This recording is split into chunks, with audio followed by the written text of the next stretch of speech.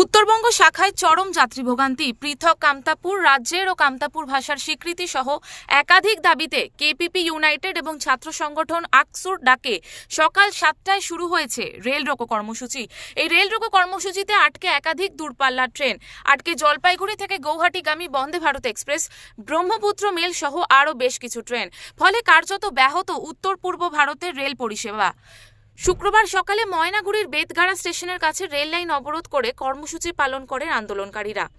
আজকে রেল রোকো আমরা ডাক দিয়েছি 12 ঘন্টা, 7টা থেকে সেটা শুরু হয়। তো কয়টা থেকে কয়টা অবধি চলবে? 8টা থেকে 7টা পর্যন্ত। যে দুইটা দাবি ছিল সেটা একটা কামতাপুর সেপারেট স্টেট তার পুনর্গঠন করা, এবং দ্বিতীয় দাবি আমাদের যেটা এই জীবন সিংহর সঙ্গে চলছে এখানকার বিদ্রোহী নেতা, তার সঙ্গে শান্তি চুক্তি অতি শেষ হোক। सामने जो है आंदोलन चल रहा है, रेल रोको आंदोलन, इसके लिए जो है ट्रेन रुका है। कौन सा ट्रेन? वंदे भारत। দীর্ঘক্ষণ স্টেশনে ট্রেন দাঁড়িয়ে থাকার জেরে যাত্রীরা ট্রেন থেকে নেমে যাচ্ছেন। আমি এখন এখানে রয়েছি বেতগাড়া স্টেশনে। তো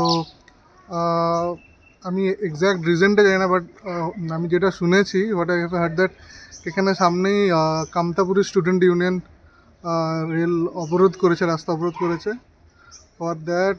তো এখানে ট্রেনটা প্রায় 1.5 ঘন্টা ধরে দাঁড়িয়েছিল। জলপাইগুড়ি থেকে উজ্জ্বল হোরের রিপোর্ট, ওঙ্কার বাংলা।